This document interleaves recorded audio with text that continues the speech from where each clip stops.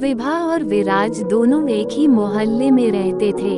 बचपन में साथ साथ खेलते, स्कूल जाते।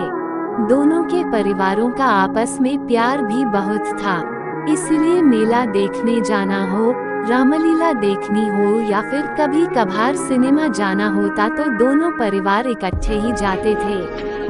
विभा के परिवार में उसकी दादी को मिलाकर कुल 5 मेंबर थे। उसके पिताजी पेशे से एक टीचर थे और माँ हाउस वाइफ थी। विभा से छोटी उसकी एक बहन थी जिसका नाम खुशी था। बहुत ही संस्कारी परिवार था। दादी सुबह शाम भजन कीर्तन कर परमात्मा का नाम जपती रहती। विभा की माँ सुशीला जी एक कुशल गृहिणी होने के साथ साथ अच्छी माँ भी थी। उन्होंने अपनी दोनों बेटियों को हर अच्छे बुरे की शिक्षा दी थी। घर बाहर किसी भी तरह की समस्या उन्हें होती तो माँ से बात करके झटपट हल मिल जाता था। विभा ने 8th में ही तय कर लिया था कि उसे IAS ऑफिसर बनना है। पढ़ाई में वो बहुत इंटेलिजेंट थी। उसके परिवार में सबको उस पर भरोसा था कि वो अपना सपना जरूर पूरा करेगी। आँखों में ऑफिसर बनने का सपना पाले विभा बड़ी हो रही थी। मोहल्ले की सबसे सुंदर लड़की थी विभा। लंबे घने बाल, गोरा रंग, खिलखिलाता चेहरा, किसी परी से कम नहीं थी वो। जो उसको देखे बस देखता ही रह जाए। स्कूल में भी हर लड़के की पसंद थी विभा, लेकिन विभा इन सब बातों से बेखबर अपने लक्ष्य की ओर बढ़ती जा रही थी। उसने 12th में पूरे शहर में टॉप करके अपने माँ बाप का नाम रोशन कर दिया। अब उसे आगे की पढ़ाई के लिए शहर से बाहर जाना था। एक बहुत ही अच्छे कॉलेज में उसका एडमिशन हो गया। बहुत सी हिदायतों के साथ उसे हॉस्टल दिलवाकर उसके मम्मी पापा वापस आ गए। घर वाले थोड़े निश्चिंत इसलिए भी थे क्योंकि उनके मोहल्ले का लड़का विराज भी तो उसी कॉलेज में पढ़ता था जो विभा से 1 साल सीनियर था। विराज के परिवार में उसके मम्मी पापा और एक छोटा भाई था। विराज के पापा की शहर में कपड़ों की बहुत बड़ी और अच्छी दुकान थी। विराज भी पढ़ाई में बहुत अच्छा था। उसे MBA करना था, इसलिए उसने ग्रेजुएशन में कॉमर्स को चुना। वहीं दूसरी तरफ विभा नॉन मेडिकल की स्टूडेंट थी। दोनों का कॉलेज एक ही था। विराज विभा के बचपन का दोस्त था, इसीलिए विभा दिन में एक बार उससे जरूर मिलती थी। कोई भी प्रॉब्लम होती वो विराज को कह देती। ऐसे ही कॉलेज का 1 साल बीत गया। अब विभा नए माहौल में एडजस्ट हो चुकी थी। वो बहुत मेहनत कर रही थी। कॉलेज में उसकी अलग पहचान बन चुकी थी। इसके कई कारण थे। पहला, एक तो वो बहुत ही सुंदर थी। एक उसकी सादगी और उसकी इंटेलिजेंसी के तो सभी कायल थे। हर कोई उससे दोस्ती करना चाहता था। हर टीचर की वो चहेती थी। अपनी माँ को जब ये सब बताती तो माँ को बड़ी खुशी होती। बहुत से लड़कों के ऑफर वो बड़े सलीके से मना कर चुकी थी। उसका ध्यान बस अपने सपने को पूरा करने पर था। इसी तरह 1 साल और बीत गया। उस दिन विराज का कॉलेज में लास्ट दिन था। वो विभा से मिला और उसे अपने दिल की सारी बातें बड़ी सादगी से कह डाली। विराज ने कहा, मुझे पता है कि तुम्हारी खूबसूरती से इम्प्रेस होकर लड़के आए दिन तुम्हें प्रपोज करते रहते हैं, लेकिन मैं सच कह रहा हूँ, मैं तुम्हारी सादगी को बचपन से ही पसंद करता हूँ। पहले मुझे लगा ये महज एक लगाव होगा जो अक्सर युवावस्था में हो ही जाता है, लेकिन जैसे जैसे मैं मैच्योर हुआ समझ आया कि ये प्यार है। कई बार तुमसे कहना चाहा लेकिन डरता था कि प्यार के चक्कर में कहीं तुम्हारी दोस्ती से भी हाथ धो बैठूं। यकीन मानो अगर तुम इतनी खूबसूरत भी ना होती तो भी मैं तुम्हें इतना ही प्यार करता। विभा उसे एकटक देखे ही जा रही थी।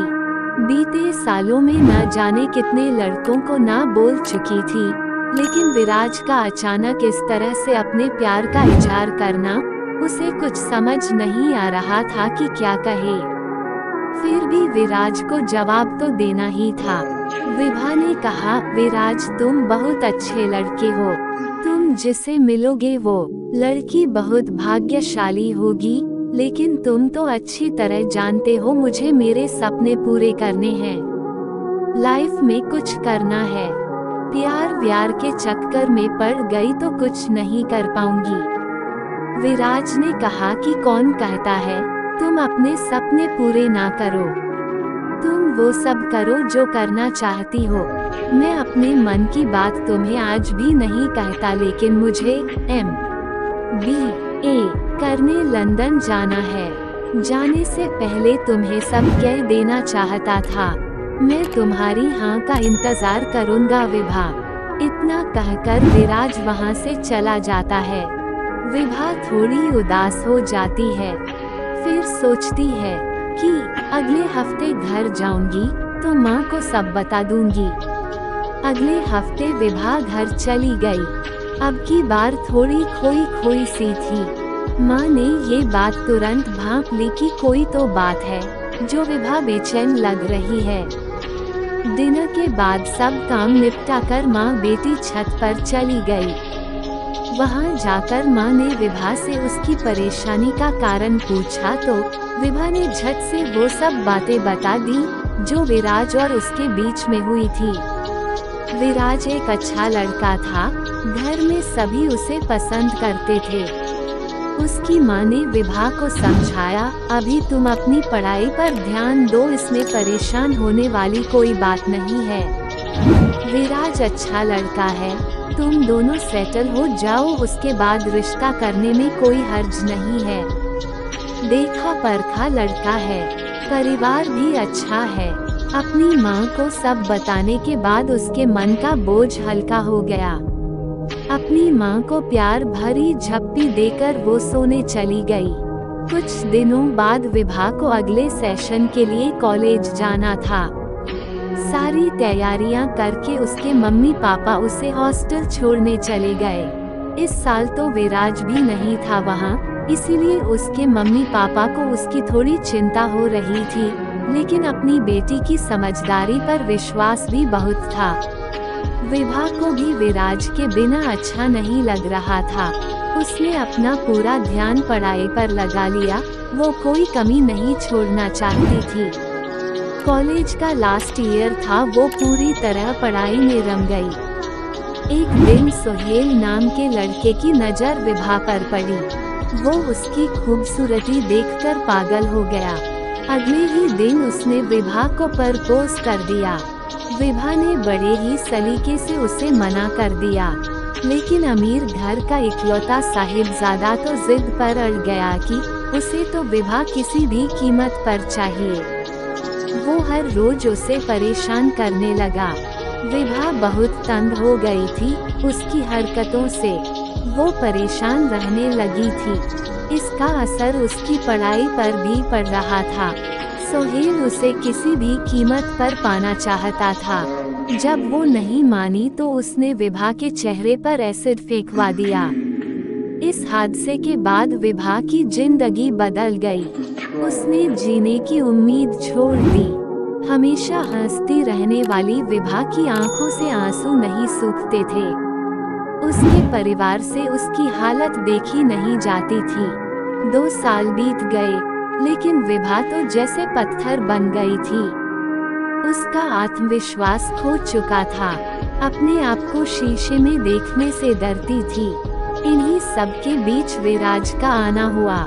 जब उसे विभा की हालत का पता चला तो उससे मिलने चला आया। विभा की ऐसी दुर्गति देखकर वो अंदर तक हिल गया। उसने अपने आप को बड़ी मुश्किल से संभाला, बिल्कुल नॉर्मल होकर पहले की तरह बातचीत की और अगले ही दिन अपने मम्मी पापा के साथ विभा के साथ शादी का प्रस्ताव लेकर विभा के घर आ गया। विभा के परिवार वाले उनकी अच्छाई से अभिभूत हो गए। विभा ने विराज से अकेले में बात करने की इच्छा जताई। विभा ने विराज से कहा कि तुम क्यों अपनी जिंदगी बर्बाद कर रहे हो, तुम्हें तो एक से एक लड़की मिल जाएगी। विराज, तुम्हें मुझसे सहानुभूति है, तुम इसीलिए मुझसे शादी कर रहे हो ना? विराज ने कहा, हाँ मानता हूँ कि एक से बढ़कर एक लड़की मिल जाएगी, लेकिन तुम हो विभा। मैंने तुम्हें चाहा है, केवल तुम्हें।